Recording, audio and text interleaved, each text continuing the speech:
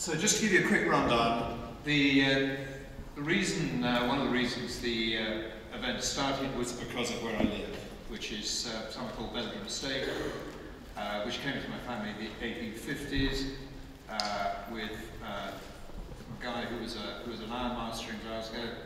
Started an tradition of heavy metal in the family, and it went on until later in the 20th century, when after 4 generations it sold and broke up and then reacquired. And finally in 1997, that was the house that stood above where the event takes place. So back in those days, it was for a Highland estate, not that big, but it was a farm rather than a sporting estate. Nowadays, as you can see, it's gone from just over 5,000 to just over 1,000 acres. And by the time I was back there and everything, it was a typical Highland estate doing crops, holiday cottages, tenanted cottages, and weddings, and that wasn't enough to keep it going.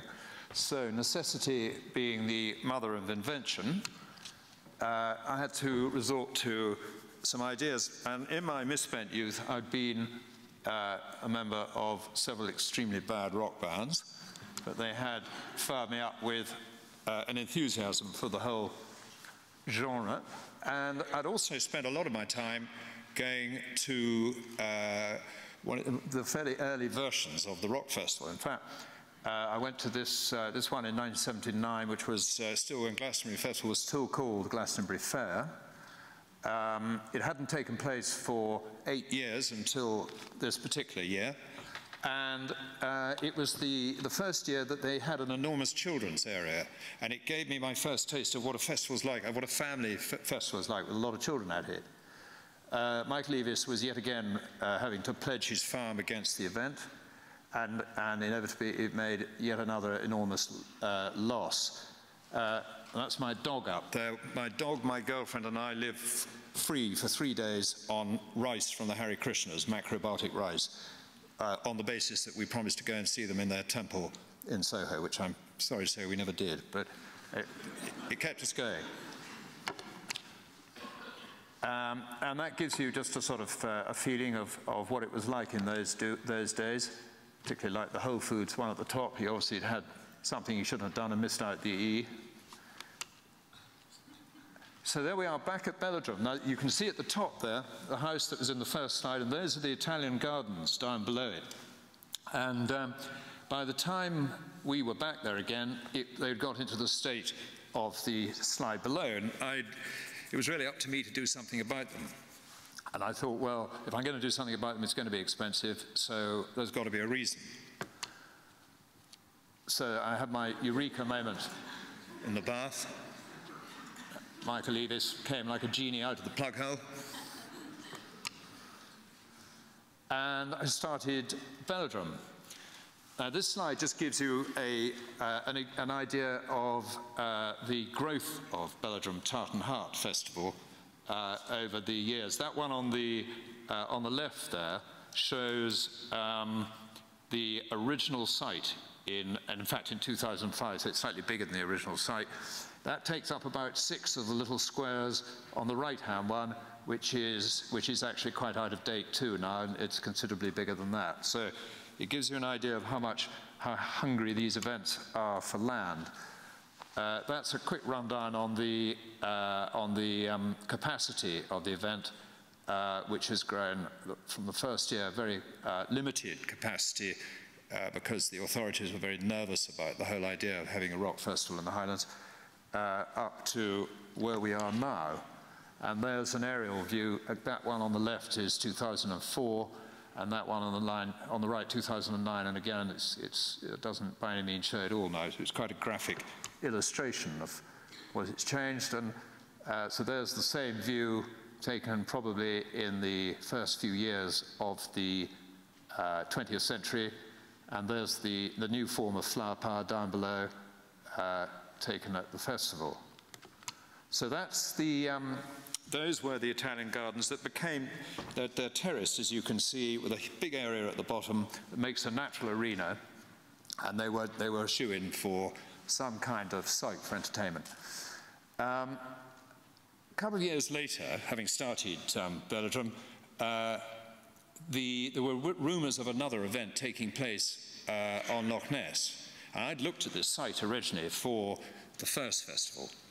And so we thought, well, we better move in quick there as well before someone else did, so that we had control over it. So within 2 years of getting into the festival game, I found myself involved in not one but 2 festivals. The Belladrum has remained a private business, sole trader, a couple of years spent of it in partnership, all my capital investment, 4 years of the revenue in investment, that's a euphemism for loss of 4 years, and 5 years profitability, and the importance of public funding. Without pump priming funding from Hands and Irons Enterprise and Creative Scotland and Highland 2007 in the early years, I don't know whether we'd be where we are today. It was very important, and anyone thinking of starting a business should always try and get whatever they can from the powers that be in the enterprise companies. Rockness, a very different sort of festival. Belladrum very much family, Rockness very much more like Tea in the Park, quite banded. Who here has been to Belladrum? Anybody? Very few. And Rockness? Very few too. I want to go though. See me later. So started in 2006, sensational site, an amazing site. You come out of Inverness and you look 25 miles down Loch Ness through this kind of green bowl, and it's wonderful. Started it with 2 other guys. First year it went bananas, Fatboy Slim. Tickets just went like that. They were quite cheap. Had a couple of years profitability, and then we sold 51% of it because we thought it can't really be this good to AEG, who are the people who own the O2 in London. And since then, it's been intermittently profitable and loss-making. I have actually come out of Rockness now, which is why this presentation is mainly about Belladrum, but I've only just come out of it, so obviously I know a fair amount about it. So what were the considerations before starting Belladrum? Well, first of all, were we behind the curve in terms of the maturity of the market? You know, were there too many festivals? 2004 there weren't. By 2006 things had hotted up a lot, and it's questionable whether Rockness wasn't actually slightly behind the curve. We had to decide what kind of festival was it going to be. Was it going to be what kind of geographical niche, and what kind of type of event was it going? What sort of audience was it going to see? And the third thing that became very clear very soon was don't mess with the big boys. Big boys being these guys on the right here, Live Nation. Live Nation, you won't be able to see that, but almost the whole of that chart is a chart of the festivals that are owned by Live Nation. So that includes our very own Tea in the Park, but it also includes Oxygen, Leeds, Reading, V Festivals, Big Chill, Latitude, used to be part of Glastonbury, and on and on and on and on. What that allows them to do is to say to artists, you want to play V festivals, then you play Tea in the Park. You don't play Belladrum or Rockness. So it gives them an enormous clout in the business. I spent 8 years fighting them, and finally I realized it wasn't going to do any good. So now we go cap in hand and say, come on guys, let us off the exclusivity clause, put on this artist, and let us have them for Belgium, because you've sold your tickets already, and da-da-da-da-da. Although actually I don't think they have this year. So those were some considerations to make initially. For me, it was a complete step into the unknown. You'll probably be familiar with Alexander Pope's, the poet's words, "For fools rush in where angels fear to tread." It was certainly a question of that. There I was, a rookie promoter. There hadn't been any festivals in the Highlands. So looking back to the geographical niche, I had an area the size of Belgium with a population of 250,000 in which to place a festival and hopefully attract people from out with that area. Tea in the Park at that stage was 10 years old, quite a mature festival. It had made its move from Glasgow to Belladrum. So we were faced with the idea, we're having to sell the whole concept of a festival to people as well as the actual festival itself, because people hadn't been to one before. A lot of our target audience hadn't. That's the poster from our very first event. As you can see, there won't be many names on there that you can recognize, because other than perhaps Karen Matheson, Donald Shaw, Linda Gale Lewis, who was our headliner, her claim to fame was that she was Jerry Lee Lewis's sister, you know. Pete Bog Fairies are quite well known, but, you know, people very much came that year on the basis of the idea rather than the lineup, wonderful though it was. So many types of, different types of festivals, you'll be aware now, there were even in those days. And I drew on my early experiences with festivals to think, well, I want something that's inclusive, that's going to, I saw the effect that children had on a festival. I'd been to other festivals where the atmosphere had been very different, much more aggressive, and children dissipated that. I was dealing with very nervous authorities. The local councillor knew I hadn't done a festival before, and they also were worried, you know, they thought that, you know, there were going to be gangs raping everybody in the neighborhood and that kind of thing. You know, they didn't know what to expect from festivals. The other thing is the Dromocta factor. In Inverness, things take a while. As some of you may be aware, the Dromocta Pass is the very high pass between Perth and Inverness, about halfway up. And it does take ideas, concepts, whatever, much longer to get up and over that pass. So we've got a bit of a time lag. So they didn't want to do anything that was too cutting edge and far ahead of the game. And the other thing about it was I was always very impressed by the way Glastonbury was so uncorporate compared to many of the other festivals that by now were happening. It didn't feel like it was big business. It felt like a truly kind of community-based event. So to sum it up, I wanted something that was safe, not dull, and original and wacky, but not frighteningly so. That's the second year's poster. So what people will tell you when you go and talk to marketeers is that your marketing budget should be 20% of your turnover. And you can see here the rise in turnover over the years and the percentage of marketing budget. And you can see that the interesting figure to look at is 18%. It nearly got to 20% in 2007, and the result was that it pushed it over the edge in terms of numbers into profitability in the ensuing years. So we've now been able to cut it right back to less than 1% of the total budget, the marketing budget. A couple more posters as the years go on. These are all in order as the years go on. So what's the best way of reaching the market if you're running an event like this? The very best way is the ticket in your pocket. It's the very best salesman there is, because you'll know, you guys, you go out, you buy a ticket, and you go and tell all your friends, and you say, I'm going to this event. And they say, oh, yeah, shucks, I've got to go to that event too. And you've also possibly bought it because you've been to it before, or you've heard the same from someone else. The other things we were faced with is do we, in the early days, do we worry about the profile, or do we put out advertising and marketing that's a call to action? Go and buy your ticket now. All these things.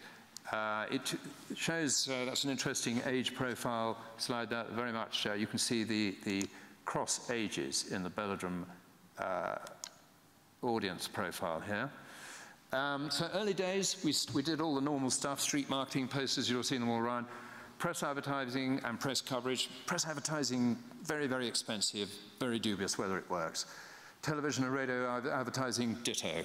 Occasionally, I mean, you'll see at the moment T in the Park running a huge campaign in Glasgow, television advertising, radio, just about everything you know, taxis, billboards, everything. But from our experience, a lot of money, limited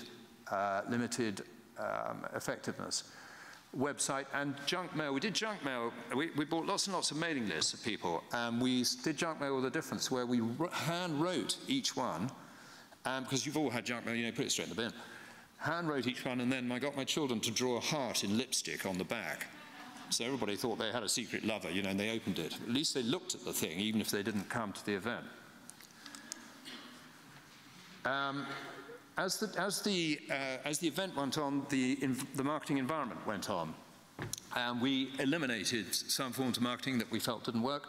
And we were stuck mainly with, funnily enough, the oldest form of marketing, the one you see the circuses doing and everybody, the billboards and that sort of stuff, is by far the most effective. And obviously today, social media and and the internet and e-flyers. You can see there, of our audience, and we're pretty, whereas you can see the age profile is very cross-generational. Nonetheless, still 85% of the respondents to that survey, which is about 10% of our audience, possibly tilted towards the young because they're the people who mainly respond to those sort of things, are on Facebook. There we go, getting a little bit more contemporary now. You can see that the corporate identity is beginning to sort itself out, corporate in the loosest sense of the word, as we're not meant to be a corporate event of any kind. And the logo has become consistent, and this character, Bella the Coo, has come in to the equation and appears every year. So word of mouth, definitely your best salesman if you're running an event. Third-party endorsement, yeah, I went to it, it's an incredible event, you must come too. Personal touch, we're very much there on the end of the telephone. If somebody rings up, they've got any kind of problem, there's someone there who'll get back to them or answer the email. Every year the event changes, has to be kept fresh. You're made to feel as if you're an honoured guest. And there you go, you see at the top there the stats that confirm that really your best salesmen are word of mouth, experience, and that you've been, and the website. And a nice high feedback statistic there from people saying they will come back. Sponsorship, a bit of a sticky one if you're presenting yourself as a non-corporate event. But nonetheless, there are plenty of people who want to do it, particularly people who are supplying food and drink at the event. So our local organic brewer, Black Isle Brewery, have had a bar since the beginning. And the fact that there are so few means that sponsors at the event means that those that are there feel they get very good value. It's an important source of income. You can't ignore it, but you don't want to spoil the event by overdoing it. Just a few words about the perils of running these sort of things. Basically, you're taking a small town, plonking it in the middle of the field at the mercy of the elements, kiltering the age probably towards younger people, and then, pouring alcohol over them and standing back, lighting the blue touch paper. It's an accident waiting to happen. Obviously, there are a whole raft of things you do to mitigate that and to provide and prevent anything happen, but it's not for widows and orphans running these events. In particular, in Scotland, we're pretty famous for our ability to party. Give you an example, I saw a guy coming into Rockness a couple of years ago. One guy was pushing a wheelchair stacked up with slabs of tenants. The other guy, who was meant to be in the wheelchair, who had 2 broken legs, was struggling through the mud on his crutches. It's a sense of priority, absolutely perfect sense of priority there. You've got stimulants, you've got live music, you've got drugs, you've got legal. You try and keep the drugs out because as a festival organizer, you do not want them there at all. You try and keep the legal highs out. We try and keep them out of all our events now because they're possibly more dangerous than the drugs. You've got children, especially at Belladrum, and you've inevitably got underage drinking, whatever you do to try and prevent it. You've also got people, we had 6 young people got very badly burnt one year in a teepee because they lit relit their gas stove in it. We've very sadly had 4 deaths at Rockness. It's a risky business doing it, and you have to do everything you can to reduce that. Just very briefly through some land issues. It's slightly different for me because I own the ground of one of them. I'm doing it on Rockness. I don't. The litter is just the most phenomenal problem. As any of you have been to a big festival will see what's left behind, and the weather can be just as difficult there. You've got all this, you've got endless problems with people working long hours and putting themselves at risk. Kendal Calling had a big problem where they weren't insured properly. Forklift went under a high voltage wire, and the guy was incapacitated for life, and they didn't turn out to be insured, so the landowner got hit with that. This happened came down to Rockness one year early on the Thursday morning, so the day when everybody's arriving, and overnight, there'd be no wind or nothing, but this trader had been parked under a beech tree, and thank God he hadn't been in the cab, because the cab isn't there anymore. He'd been asleep in the other bit. but you know, because he wouldn't be around to tell the story if that was the case. So, you know, and there's a little list of things. There are endless problems that you face with these things. If you find yourself in a position where you're doing an event and you've got to deal with a landowner and have a contract with them, that's just a very quick checklist of some of the things that I think the most important thing is remember that probably he lives there in the community and you don't probably, or possibly. You know, you need to be considerate towards him. Community benefits a lot from these events. These guys here wearing the interesting Highland dress version are actually wearing sporrans made by a local sporran maker local to Belladrum, you know, and she brings them to the event and sells them at it. And lots of local businesses benefit in that way. But your neighbours have to put up with noise, traffic, general invasion, etc. And so, you know, one has to bear that in mind too when you're putting these things together. A lot of knock-ons for the community generally. That's a very quick list of just some of the organisations and charities that have benefited from Belladrum alone, never mind Rockness. It's very much a forum for local music too. A lot of Highland music is given its first platform at both those festivals. That gives you a quick economic impact idea. So, you know, that's just for Bella, but at the moment, possibly, you know, benefiting the local area at around $1 million and Scotland generally by nearly $3 million. Belgium audience, 60-40 Highlands versus the rest of Scotland, really.